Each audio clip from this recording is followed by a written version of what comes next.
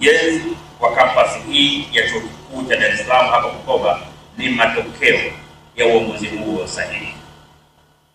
Kwa niaba ya serikali ya Jamhuri ya Muungano wa Tanzania, ninaishukuru Benki ya Dunia kwa kuwezesha utekelezaji wa mradi wa elimu ya juu kwa mageuzi ya kiuchumi, Higher Education for Economic Transformation Project, uliowezesha ujenzi wa kampasi hii kwa gharama ya shilingi bilioni 14. Kuna taasisi kuu mbili duniani ambazo kwa kiasi kikubwa ndio zinaiendesha hii dunia. Watu wengi huwa wanafikiri hizi taasisi zipo pale kuisaidia nchi maskini kujikwamua kwenye umaskini wao. Hizi taasisi ni Benki Kuu ya Dunia na IMF. Ndio pale wale ndugu zetu wanaopenda kutubaka akili zetu tuwe kama Sudani au tuwe kama Kongo, wanapenda kwenda kuandamana pale kuziambia hizi taasisi zisisaidie Tanzania. Kwa hiyo akili za ndugu zetu wanafikiri kwamba hizi taasisi kazi yake ni kusaidia. Aliyekwambia kazi ya benki ni kukusaidia wewe ni nani? Kazi ya benki ni kuisaidia serikali kukutawala wewe. Yaani kazi ya benki ni kukutawala wewe katika mrengo ambao serikali inataka. Kila tajiri mkubwa wa Tanzania anaiheshimu serikali. Hawezi kwenda kinyume na serikali. Na sio Tanzania tu, hata tukienda Marekani, watajiri wote wakubwa wa Marekani wanaiheshimu serikali. Hata recently taarifa imetoka kwamba bado Elon Musk ni mdhamini wa chama cha Republican. Hawezi kwenda kinyume na Republican. Hasa haya Marekani ni kwamba ile ni nchi ya vyama viwili. Kwa hiyo wanaheshimiana. Kwamba unaweza ukawa wewe ni tajiri huko Democrat, haimaanishi kwamba kwa sababu sasa hivi serikali ni Republican watakufilisia fahamu. Ile ni nchi ya vyama viwili. Wanajua wenyewe. Sasa sitaki kwenda huko. Nataka tuelezane wa Tanzania ukweli wa dunia hii yetu katika misingi ya fedha.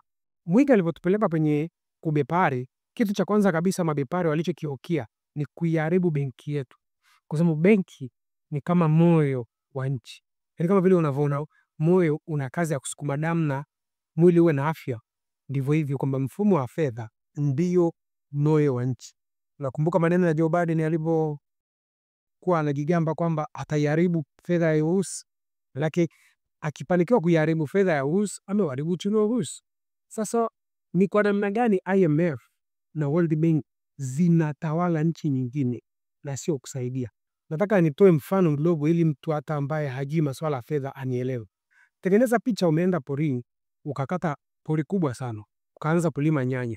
Kumbuka hujui pesa, ukalima nyanya, ukavuna nyanya nyingi sana, ukaanza kuziuza, ukaanza kupata fedha. Ili uzilinde fedha zako inabidi uitafute benki.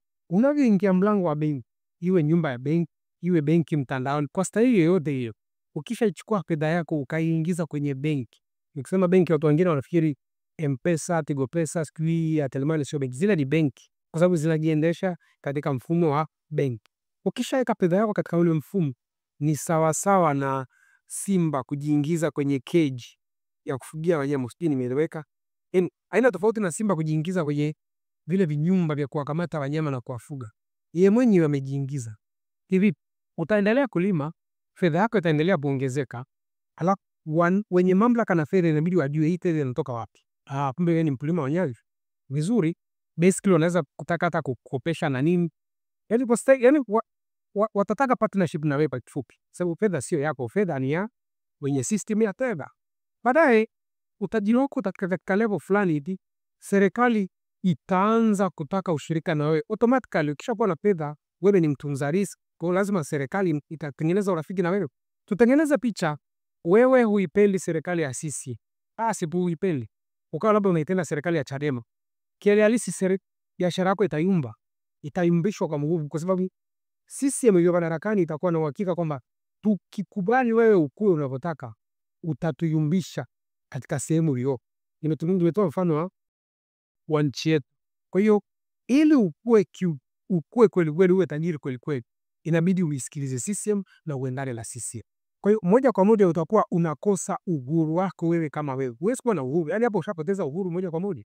Kumbuka ulianza kukata pori mwenyewe, ukatafuta fedha, ukajikwamua na umaskini, lakini ili ukue unavyotaka wewe, haiwezekani. Lazima ukue serikali inavyotaka. Sasa tuje kwamba ni namna gani World Bank na IMF zinatawala nchi nyingine katika mfano ambao nilikutengenezea. Ukishajiingiza katika mfumo wa kimagharibi, yani kama Mwinyi anaotuingiza kwenye ubepari, wanachokifanya mabepari ni kuua kwanza system yao ya kifedha, alafu wanaingiza system yao. Yani haina tofauti na unaumwa ukapelekwa hospitalini, ili uendelee kuishi inabidi uchomekiwe drip ya maji, drip ya damu hivyo. Maana ukitolewa zile drip unakufa. Kumbuka kabla ulikuwa mzima kabisa, ulikuwa mwili. Kwa hiyo amagwana walipoingia wakauchokonoa huo moyo wako, kwa hiyo wewe ni mgonjwa, inabidi uishi wanavyotaka wao. Hii inaeleweka hapo tunachokiongea? Ulikuwa mzima kiuchumi, ama bwana wakaingia wakawaribu uchumi wako, wakaingiza mfumo wa kiuchumi. Kwa hiyo ili uendelee kuishi kiuchumi lazima uwasikilize. Huna plan B. Kumbuka nchi zote ambazo zina uwezo wa kujiendesha fasipo, IMF na World Bank ziligombana na Marekani. Anza Libya kwetu Afrika. Mugabe alijaribu akaiua sarafu yake. Nenda kwa hata sisi wenyewe tumefanywa hiyo michezo sana. Watu wenye akili ndogo hawezi kuelewa. Nenda kwa Saddam Hussein, nenda kwa Putin recently walishindwa. Kwa hiyo ecosystem, kumbuka World Bank na IMF ni za juzi tu, mwaka 1944 baada ya vita kuu ya pili ya dunia. Kumbuka dunia nzima ilikuwa zofu iharibiwa yote. Kwa hiyo Marekani ndio alibaki yuko imara kiuchumi kwa sababu yeye hakupigana, alikuwa anafanya biashara. Kwa hiyo vita imeisha, yeye ndo boss. Kwa hiyo unakwenda kwake, una njaa, kupa masharti yake ili ujijenge. Sasa ni namna gani hizi taasisi kuu mbili ziko pale kuifanya Afrika maskini na sio kuisaidia Afrika? Siku Afrika inakuwa tajiri na Ulaya na Marekani yote zinakuwa maskini. Hayo maneno tukisema sisi huwa mtuelewawi. Sasa na huyu mzungu ametoa A to Z. Sasa sijui na huyu mzungu ameweza kumwamini mpaka sijui aje Yesu au ashuke Mungu. Hebu msikilizeni mzungu. Maneno ya Kiswahili hapo kwa chini hapo kama huwezi kuelewa Kiingereza. Sub-Saharan Africa has been fundamental to the global prosperity of the advanced countries. And Africa had a role to play. It has a role as a raw material producer. We will not allow Sub-Saharan Africa to escape that. Okay, we do everything to keep Sub-Saharan Africa where it is, also impoverished. It's absolutely vital for the prosperity of everyone else. So let's get clear about that. Okay, and this means all the economic structures, all the global institutions, and the economics we teach everyone is all designed to keep Africa exactly where it is. And whether it is Europe or US or now China, it's always the same. We need Africa to be impoverished because we need those raw materials and we need them dirt cheap. Okay, so that's the message.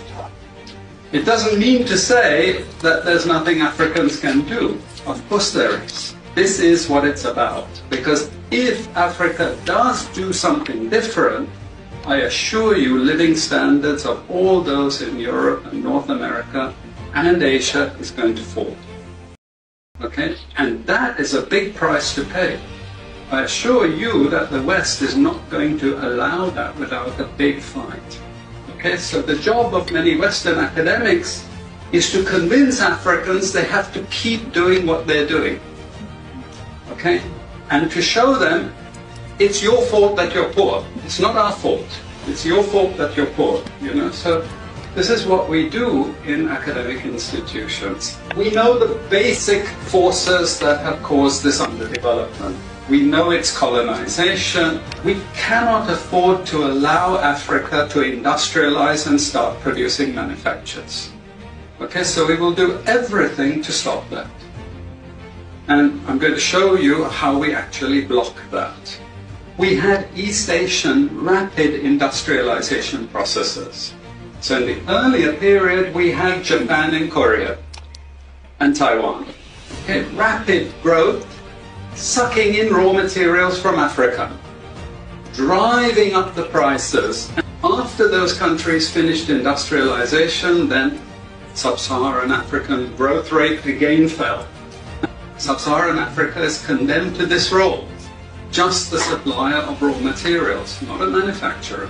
The currencies are collapsing of these countries, and many of them are Sub-Saharan African countries. After colonization ended, we needed new structures to keep these countries where they were. Okay? And the first of those is aid. Okay, we give them aid. Aid for what? Actually, we give them aid to keep repressive regimes in power. That's all. All the hypocrisy about transparency and democracy and bullshit like that, it's all bullshit. But it would go to country after country offering loans. And if the president did not accept the loan, they were killed. It's just economics. It's economic warfare. The rich declare war on the poor. It happens everywhere. It happens in a country. The rich control the government. Of course they do. You really believe you have democracy? Come on. I mean, grow up. Who has all the subsidies and income support? US, Europe. The largest budgets in the world for supporting their farmers are Europe and US. You see, we're keeping them dependent. We're keeping them on a string. This next round of the WTO is designed to block that. To block anyone else getting on top of the line. Sasa kuna watu watajiuliza tunafanyaje kujikwamua katika hii mitego ya hawa watu kuendesha maisha yetu. Lazima watu watajiuliza hilo swali. Dawa ni moja tu ili kujikwamua katika huu mtego wa kuendeshwa kwa kutokufanya maamuzi kwa faida yetu ya kweli.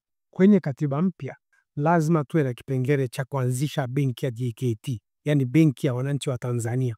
Ndugu zangu, ninaposema JKT nisio na akili ya Mange Kimambi. JKT kwenye mabano ni wa Tanzania. Watanzania wameamua kupigania kutengeneza uchumi wao. Si Watanzania wasaidiwa tu. Huyu anakuambia nimetoka Ulaya kwenda kuombea misaada. Yaani hamna kitu kisikia gasira kama this western controlled institutions zinapodai zinatusaidia wakati unajua kabisa West hawawezi kuishi pasipo sisi. Yaani kuisifia Marekani na Ulaya ni sawa sawa na raia wa Dar es Salaam ajione ana akili sana kuliko raia wa Mbeya au Morogoro. Wakati maisha ya raia wa Dar es Salaam yanaendeshwa na raia wa Morogoro na raia wa Mbeya kwa vyakula ambao watu wanavilima.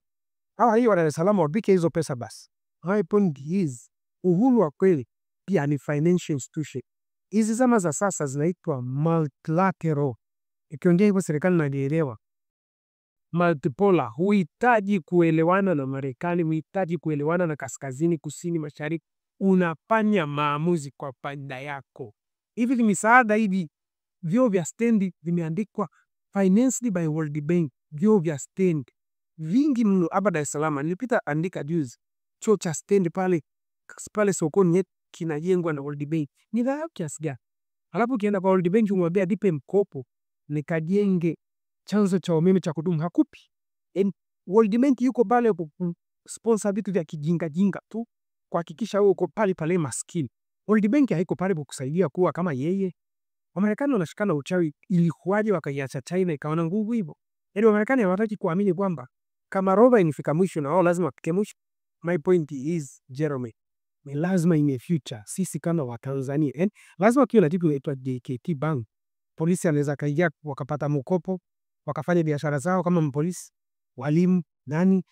Tanzania kama wa Tanzania tuendeshe uchumi wetu. Hawa kinaamua kina Baresa kina JSM wanapopata pesa sisi tunajua. Kwa sababu yani unaposikia Baresa ni tajiri, Mo ni tajiri, nishawafundisha. Hawa ni warudisha marejesho wakubwa kutoka katika nchi yetu. Kwa nini utajiri wa Mo unapata kwa kutuzia soda zake na unga wake? Je, kama sio sisi Mo angekuwa na population ya Rwanda angekuwa na utajiri alionao. Baresa angekuwa na population ya Malawi angekuwa na utajiri alionao. So literal they are sucking us, wanatunyanya sisi. Kwa hiyo tunagawana, nusu wanarejesha marejesho, nusu wanapaki nayo wao. Kwa hiyo kama marejesho ni shilingi 300 kurudisha huko kwenye taasisi zao, Baresa yeye atafanya 500.